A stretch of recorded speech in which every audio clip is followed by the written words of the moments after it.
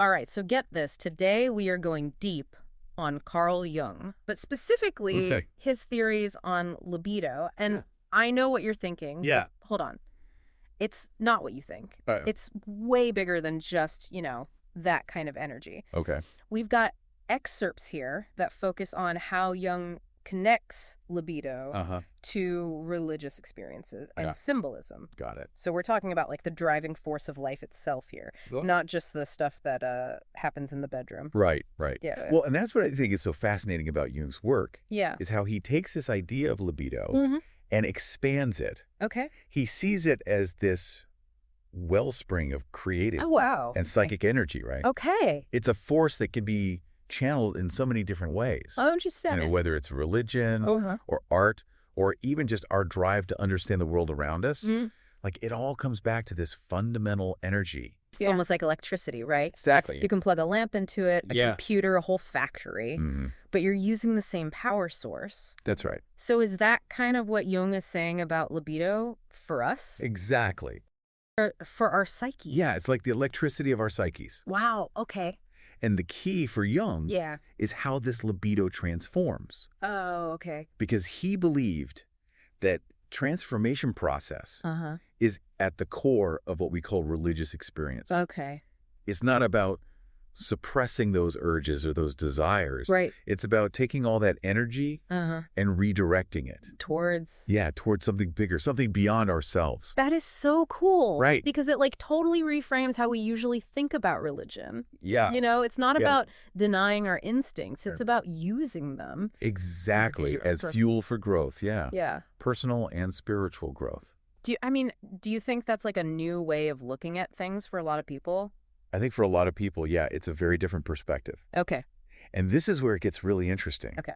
Because this is where all those religious symbols that we've all heard of, the sun, the serpent, fire, even the Christian Trinity. Yeah. Jung saw those as a kind of roadmap. Okay. Each one represents a stage. Oh, wow. In this process of transformation. So it's like we're cracking a code. Yeah. We're not just looking at a cross or a lotus flower, just, at face value. We're actually trying to understand the deeper meaning behind it. Exactly. We're trying to decode the psychological meaning. Okay. And some of these interpretations can get pretty wild. Oh, I bet. For example, Jung connected the Trinity, the Father, Son, and Holy Spirit, to male genitalia. What? And the concept of wholeness within the libido. Okay, hold on. I am going to need you to unpack that one for me because I don't quite follow. Yeah, we'll get there, Okay. But remember, Jung was exploring the language of the unconscious mind. Okay. And the unconscious mind loves to use symbols in really unexpected ways. Yeah. Okay, before we get to the Trinity. Okay. I am really curious about another big concept. Yeah. Nirvana. Okay. How does Jung tie that into this whole libido transformation thing? Right. So Nirvana in the Buddhist tradition is all about liberation from suffering and the cycle of rebirth. It's reaching a state of enlightenment. Got it. Pure consciousness. Yeah.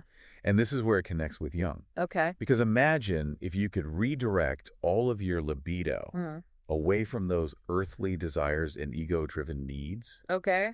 It would be pure, boundless consciousness. And that's essentially how Jung viewed Nirvana.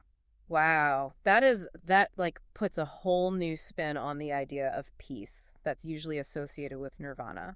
Right. It's not just the absence of trouble. Yeah. It's like this complete sublimation of that energy into something. Exactly. Totally different. It's transcendence. Okay, I like that. Yeah. So what about the symbols that represent Nirvana? Right. Do those offer any clues about this process? Well, Buddhism is full of symbolism. Yeah. You have the lotus flower, for example, emerging from the mud, right? Yeah. So even in the midst of all the messiness of life, there's still that potential for enlightenment or flames, which symbolize the burning away of attachments.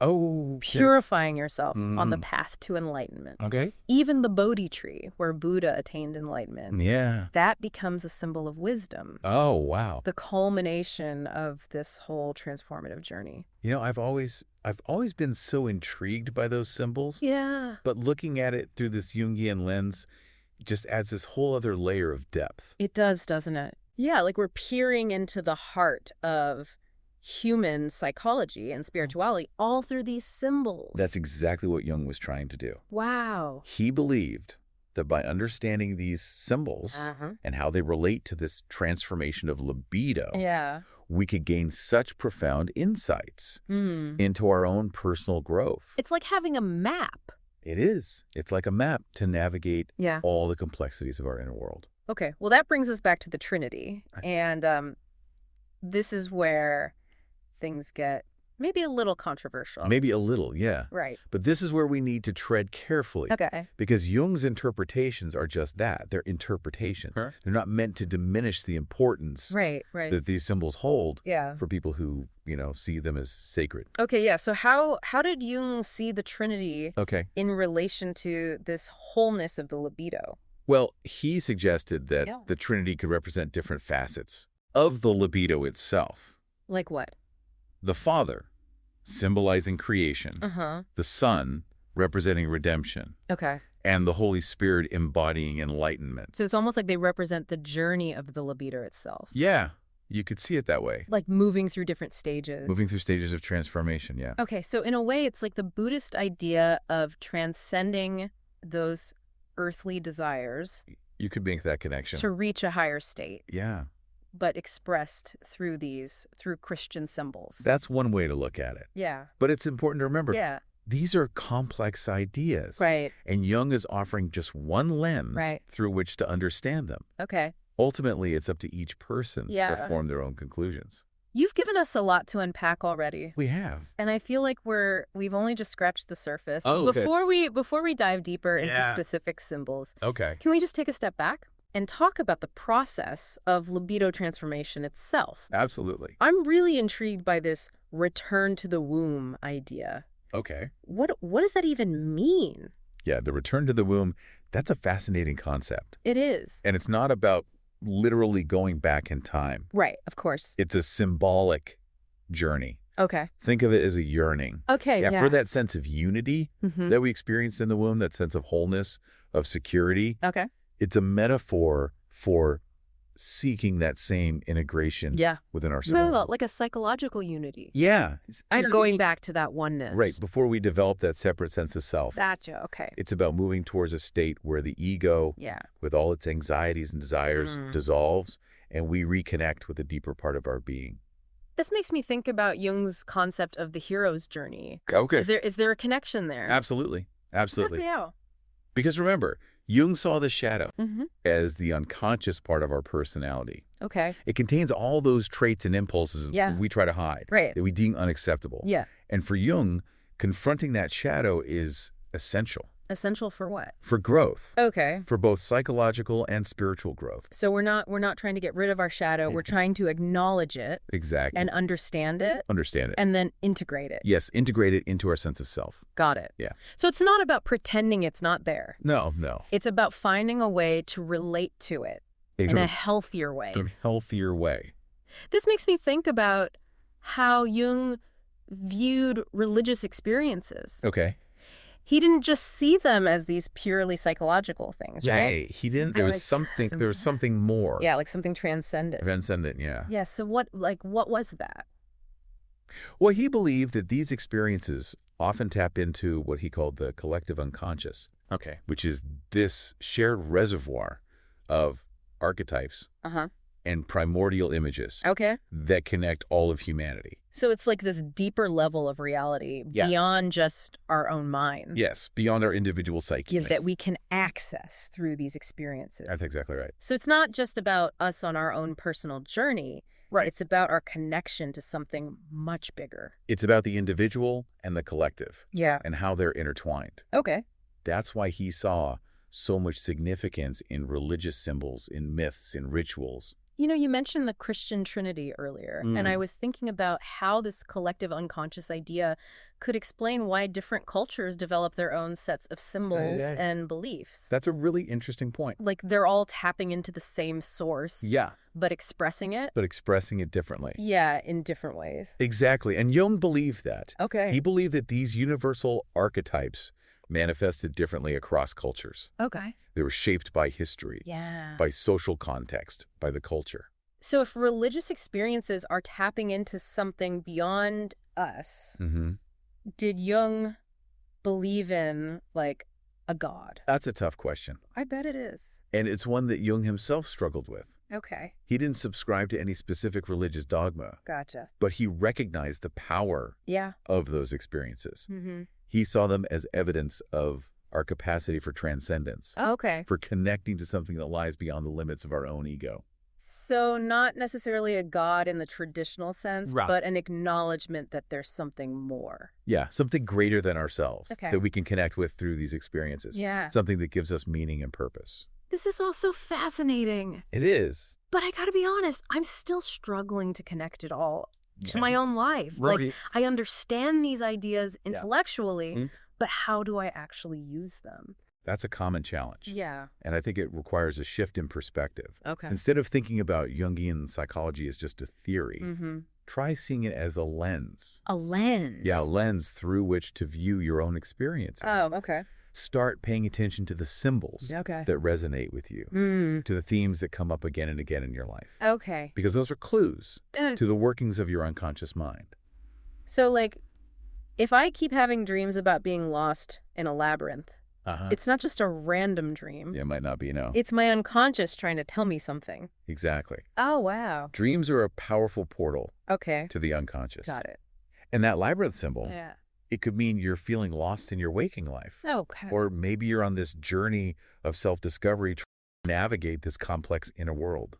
Okay, that makes sense. Yeah. So if I wanna really engage with this process of libido transformation, if I want to be the hero of my own journey, where do I even begin? Well, I think it starts with awareness. Okay. Start paying attention to those shadow elements. Right. The parts of yourself you tend to push away. Yeah. Explore them through journaling, through meditation, through creative expression. Okay. Anything that helps bring those elements into consciousness. And then what? Do I just accept them? Acceptance is a big part of it, yes. Okay. But it's not about condoning negative behavior. Right. It's about recognizing that those shadow elements are part of you. Yeah. And that by understanding them, you can start to integrate them into a more whole and balanced sense of self.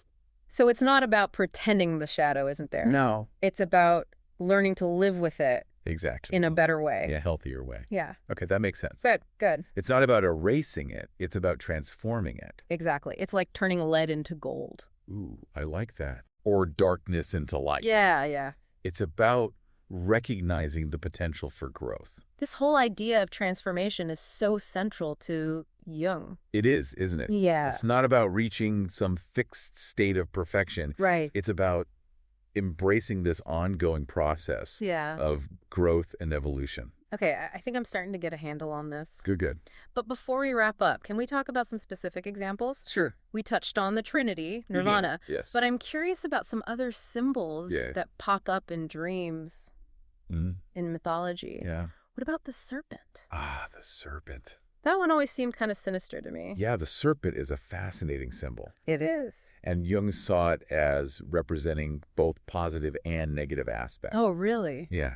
I thought it was just bad. Well, on the one hand, it's associated with temptation. Right. With danger, with those primal instincts that we might fear or try to repress. Yeah, like in Western culture, the serpent's connected to the devil. Right. That's evil. But Jung also saw the serpent Yeah. as a symbol of transformation. Oh, interesting. And renewal. Okay. Think about how it sheds its skin. Oh, yeah. Leaving the old behind. Yeah. To make way for the new. So it's about letting go of the past. Exactly. Those old patterns and beliefs. Yes. Shedding what no longer serves you. Wow. That's powerful. It is, isn't it? Yeah. It's an image of death and rebirth. Of the cyclical nature of life. Okay. And that constant transformation that we all go through. That's really shifting my perspective on the serpent. It's like, instead of seeing it as just this negative thing, I can see how it represents growth. Right. And that's what Jung was trying to do. Yeah. He wanted to help us see the deeper meaning in those symbols that surround us. Okay. Both in our dreams and in the world around us. This whole conversation has been like opening a treasure chest. It has been, hasn't it? Yeah, of symbols. A treasure chest of symbols and archetypes. And archetypes. Yep. And I feel like we could just keep going for hours. We could. There's so much more to explore. Yeah, like the hero archetype itself, or the anima and animus, or even those mandalas that Jung was so into. Yes. So much more to explore. Yeah. There's a whole universe of symbolic language out there. That's true. And each symbol offers its own unique insights into the human psyche. Okay. But for now, I think we should take a step back. I think that's a good idea. And let our listeners process all this. Right. It's a lot to take in. It is. It's a lot of information. Yeah. And it takes time to digest. Right. To figure out what it all means for you. Exactly. Okay, so we'll be right back after a quick break. All right. Sounds good. Subscribe to Jung's Daily Wisdom with Cecilia. Unlock a new story each day and journey deeper into the mysteries of your own mind.